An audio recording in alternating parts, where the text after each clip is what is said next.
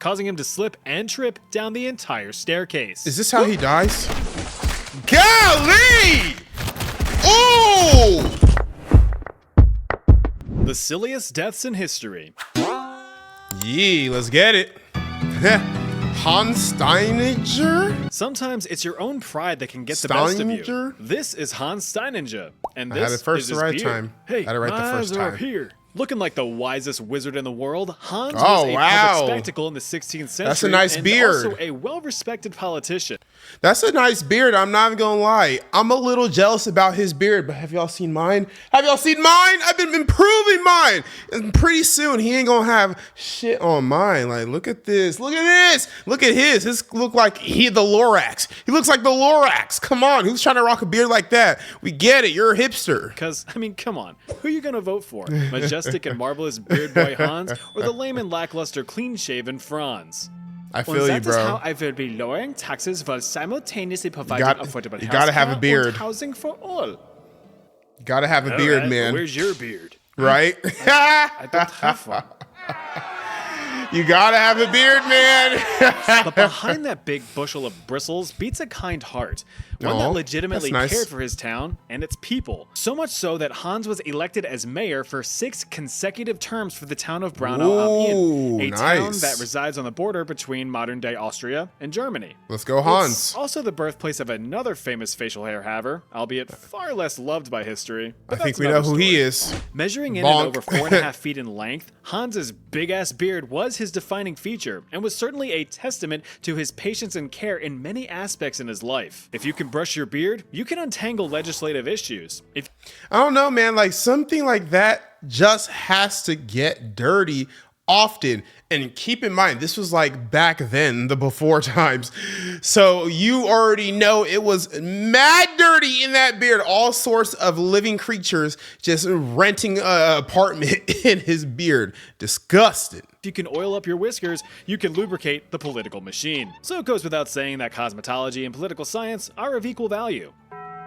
At least from a college degree standpoint. However, Hans's biggest asset would be his downfall, quite literally. On September 28, 1567, a fire broke out in the town, which was a much bigger threat back then. Yeah, they than didn't it really is today. just have like fire Since the extent hoses. of firefighting tactics were just pathetic pails of water, a single That's small crazy, fire man. could reduce your whole town to cinders real quick. Sheesh. Hans, That's crazy. who usually tucked his beloved beard into a leather pouch for safekeeping and uninhibited travel, let his lusciously long locks whimsically whip in the wind as he ran to help with the fire. Scuttling down some stairs in a panic, No, Hans had don't tell accidentally me. slammed a piggy right on his own facial pubes, causing him to slip and trip down the entire staircase. Is this how he dies? Golly! Oh! He snaps his neck, and the town was devastated. Okay, I thought it was gonna be like his beard caught on fire or something. I was gonna be like, that's not silly. That's actually quite sad. But bro, you slipped on your beard? I didn't even think that's something that could be said out loud. He slipped on his beard, fell down the stairs, and cracked his neck. That's how he died. Oh my God. Not by the fire, but by the loss of their beloved mayor. Before being buried, the townsfolk I thought it had was by the Hans's beard fire. gently removed and What? chemically preserved, Okay. immortalizing his legacy. It must The look forever nasty facial now. hair is still on display in the Ew! museum in the town today. Hell no! Ugh, that shit look disgusting, bruh. I don't, man. What does that look like to y'all? That looks like. What does that look like to you? It looks like. You know what? It actually doesn't look that crazy. I guess I'm just low-key kind of overreacting. Still, though, I don't like the concept of you preserving a beard. You know his ghost is pissed, though. Chiss. Ever have an extreme case of the Chispus? sleepy ha-has where you find anything and everything to be complete comedic gold to the point of not being able to even breathe? You're high? Now try to imagine this soggy scoop of Cheerios doing that. This is Chrysippus, a rather influential Greek Stoic philosopher in the 3rd century BC. In case you don't peruse BC. that corner of YouTube, Stoicism is the philosophy that you only ever need to focus on what you can control in Yep. your life. Anything Honestly, that is the best way to approach life. You know, if you can't control something, do not worry about it. Do not stress about it, because it makes no sense to stress about something that's completely out of your control. Like, you're just wasting your time. So go ahead and adopt Stoicism. I think that's how you pronounce him. Stoicism? Yeah. Whatever. Reasonably outside of that control, Hakunas Matatis, not my problemus. Which is a pretty solid means no philosophy, worries. especially in this age of doom and For the gloom social rest media of my designed to day. make you perpetually paranoid and pissed off. Chrysippus was also a huge proponent of got a hairy logical nipple. reasoning, having created an original system of propositional logic, stuff like if, then, and or statements that we use to describe the world around us today. I like For those. example, if you are not subscribed to this channel, then you're dead to me. Facts. Simple logic. Join Charming The Gang. basic idea is that any and all things happen for a reason. Well, I'm sure Chrysippus would have a hard time understanding the logic and reasoning surrounding his rather untimely death. According to legend, Chrysippus, Hey, at the they get lit up fermented in old there? age of 73, They get lit up got in there? trashed Okay. at a feast. In his slizzard state, he had stumbled upon a donkey who was No. munching on some figs. No. Registering at least a 6.9 on the ancient Greek comedy scale, the masticating mule was a hilarious sight to behold. What's he prompting about to do Chrysippus to this exclaim, donkey? Quote, "Now give the donkey some pure wine to wash down the figs." Is he gonna get the donkey This drunk? added punchline sent the Lord of Logic over the edge. Chrysippus reportedly hurled himself into a fit of laughter so intense that he had collapsed, foaming at the mouth. This guy thought his joke was so funny, he is about to laugh himself to death. It was such a knee slapper that he had to sacrifice his life. It was just that funny. Bruh, there's nothing on this God green earth that is that funny. Despite some nearby partygoers attempting to help him, he had knocked himself dead with his own joke. Sheesh. But the question is, can you actually die from laughter? Sure you can. It's rare, but medically possible.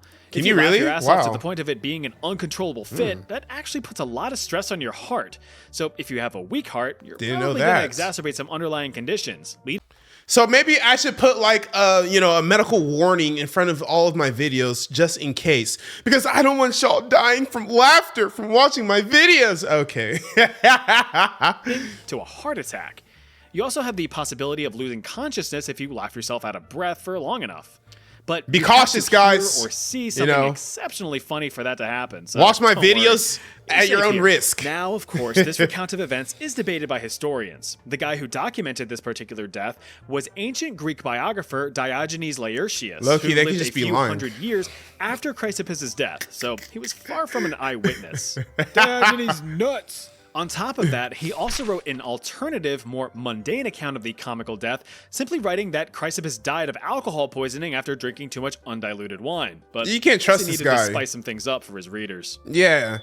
This guy this guy's clickbait. If there was ever proof that the universe has a cruel sense of humor, then it's the curious case of American lawyer and politician Clement Vallandigham. Howdy. Okay, Though that's he quite a resided name. in the Union State of Ohio during the Ohio. mid-1800s, Clement was adamantly against the Civil War, calling it, quote, a wicked, cruel, and unnecessary war. Which is side was fine, he but on? Being a member of the Copperhead faction of the anti-war Democrats, Clement was a very vocal Confederate sympathizer, speaking out against President Lincoln and the abolition of slavery, to which Ah. Lincoln was all and sent Thank him to you. the South to live Thank amongst his you. Confederate companions. Thank in you. 1863. Thank Clement, you. who was clearly not about that life, snuck aboard a ship and shipped himself off to Canada before sneaking back to his home state of Ohio to perform rather inconsequential political mumbo jumbo This for man the next few snuck years. into After the war Ohio. was This guy snuck into Ohio. Usually people have to sneak out of Ohio. This man snuck into Ohio. to perform rather inconsequential political mumbo jumbo for the next few years.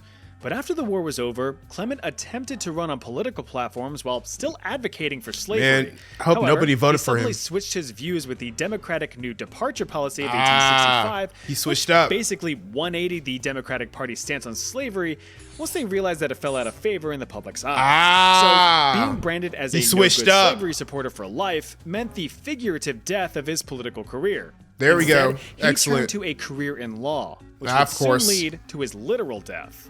On Ooh, June let's hear it. 17th, 1871, Vallandigham met his demise while defending his client, Thomas McGeehan, a young fella accused of shooting and killing one Tommy Myers. He probably did it. Clement claimed that Myers had, in fact, not been murdered, but accidentally shot himself with his own gun while getting up to stand. Clement vowed that that possible? he could demonstrate this before the court, proving McGeehan's innocence. Don't tell me he And actually so shot he did. himself. Now, No. when reenacting a scene that results in someone accidentally No. blowing a hole through their own tummy, you want to make sure that you have safety measures in place that would physically prevent you from doing the same thing. You didn't Clement didn't do that. Remove the bullets? Instead, he had mistakenly used a loaded pistol. Oh my While God. demonstrating the scene as Myers, Clement my attempted gosh. to draw the seemingly harmless firearm from his No. coat pocket as he stood up. And he blew a hole through his own tummy. Just Wow. like Myers. Clement Vallandigham died just 12 hours later from his injuries. Bro, imagine doing that to yourself. Everybody is going to call you a goofball. They're going to be like, did you hear how that guy died? He shot himself trying to demonstrate that somebody can shoot themselves. Bro, you're going to be the laughing stock of the whole town. This was before Twitter. This was before TikTok. They need a good joke. The verdict? Not guilty. McGeehan was acquitted and was a free man. Okay. Until he was murdered a few years later, that is. Okay, he got his client off. He was a good lawyer at the end, though. You can tempt death all you like, but eventually, he's gonna get what's his. Yep. That's what big old Bobby Leach found out in 1926. He looked like he tall. Born in itty-bitty Britain, England in 1858, Leach grew up to be quite the daredevil. Unfortunately, most of Bobby's early life is lost to time, completely shrouded in mystery. Bobby's We do know that mysterious. around the 1880s, Okay, Bobby. he had left boring old England for a more exhilarating life in the States. Okay, Apparently America. an excellent swimmer, We Leach get lit over eventually here. landed a gig as a professional high diver with the greatest show on earth, the Barnum and Bailey Circus. All right. There, he performed Circus, daringly man. dangerous feats in front of thousands of eager onlookers. This was like before social media, before Netflix, before TV entertainment like that. You had to go and like catch shows. You had to go to the theater. You had to go to the circus if you wanted to see like something insane and amazing. So these shows were a big deal in the past. You got to realize, guys, there wasn't a PS5 for you to just kill your boredom with. You feel me? This had quenched the adrenaline-thirsty void in his life for a while, but eventually he retired from the circus life at the age of 50 in order to extend his Why are life you dressed like expectancy that? a bit. But that logic was tossed aside rather quickly, as in the early 1900s, Bobby decided to settle down as a humble businessman at Niagara Falls. That's a proper wofo, isn't it?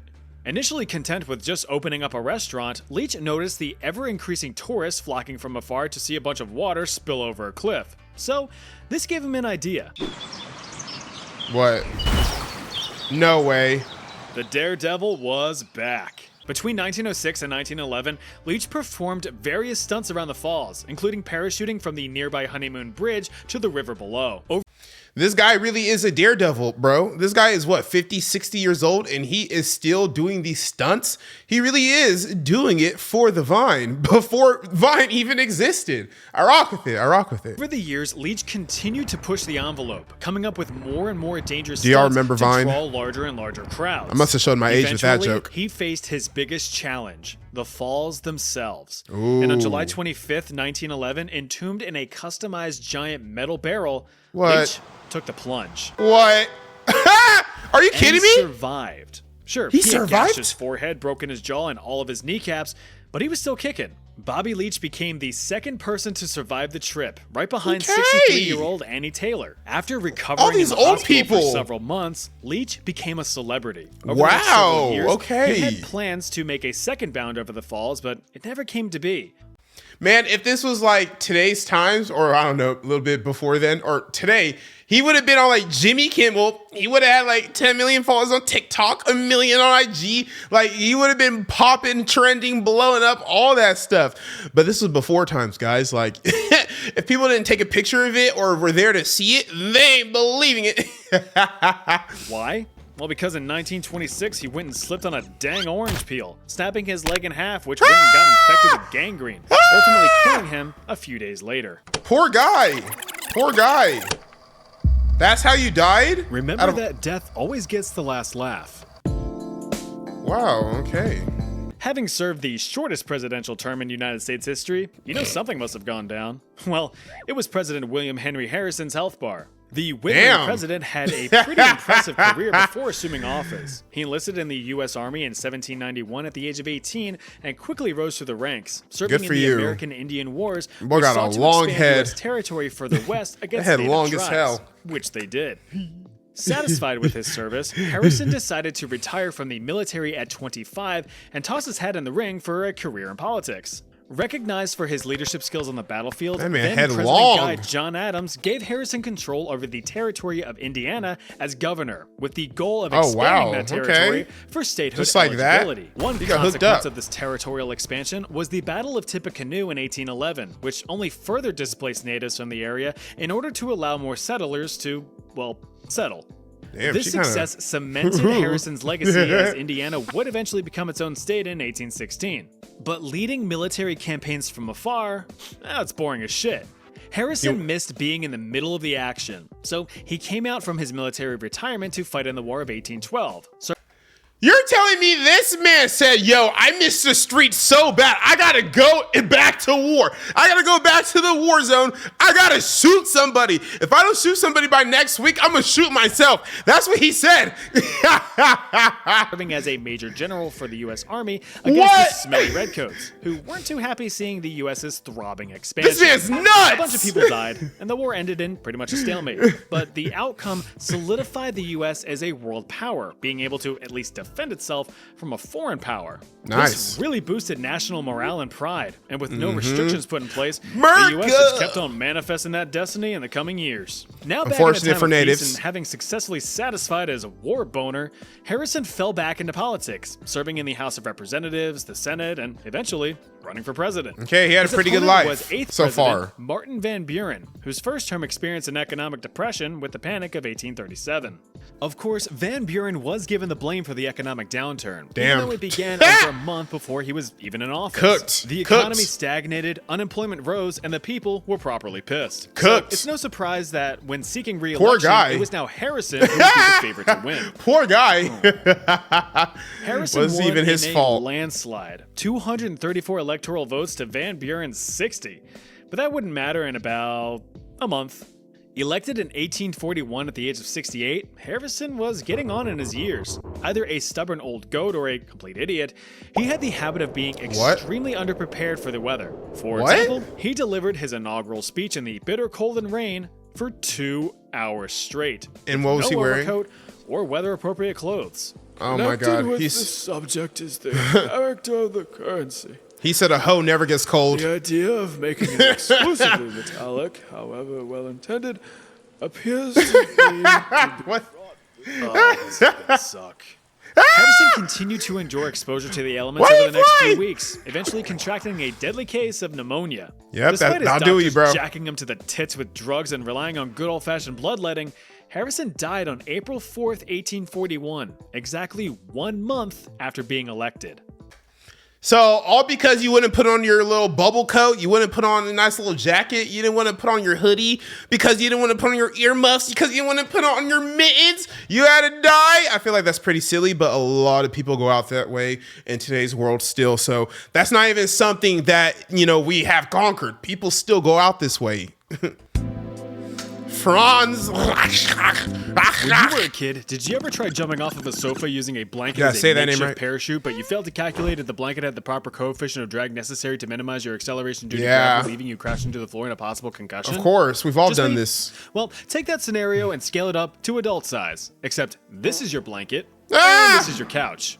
I can already tell this guy's an idiot. Look at his mustache. This is the mustache of somebody who isn't thinking right. He just looks silly as hell. Look, bro.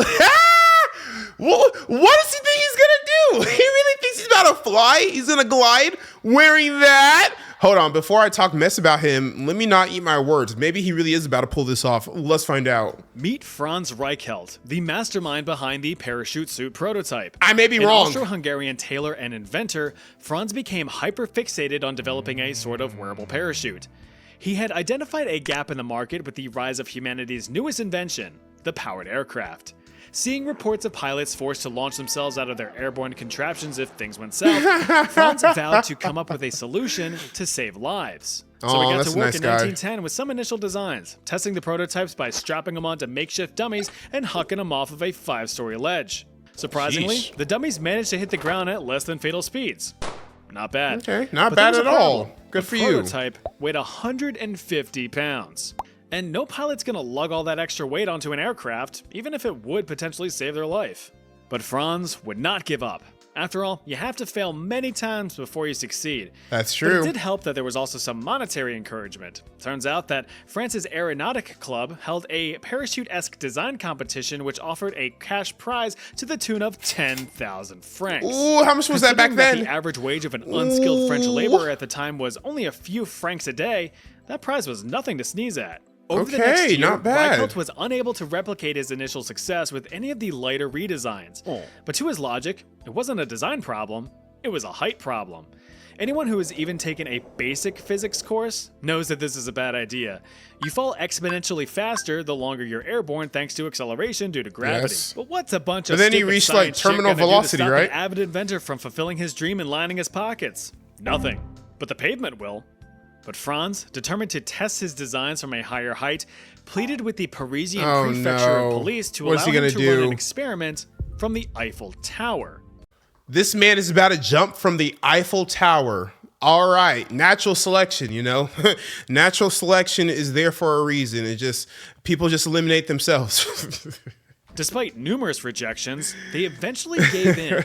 On the bitter cold morning of February 4th, This is actually 1912, and to pretty the sad. surprise of everyone, Franz arrived on site in his dumpy-looking parachute suit. Now, the police only gave Franz permission to perform this stunt on the This grounds actual that footage? dummies would be used. Not Whoa. that he would be doing the jumping himself. They didn't This know he guy was gonna so do it? confident in his invention, boasting Wow. to news journalists of how successful it was going to be. But apparently the police didn't feel Oh, like stopping no. him. So after Oh my God. Are we really about to watch this man just plummet to his death on top of the Eiffel Tower? Oh gosh.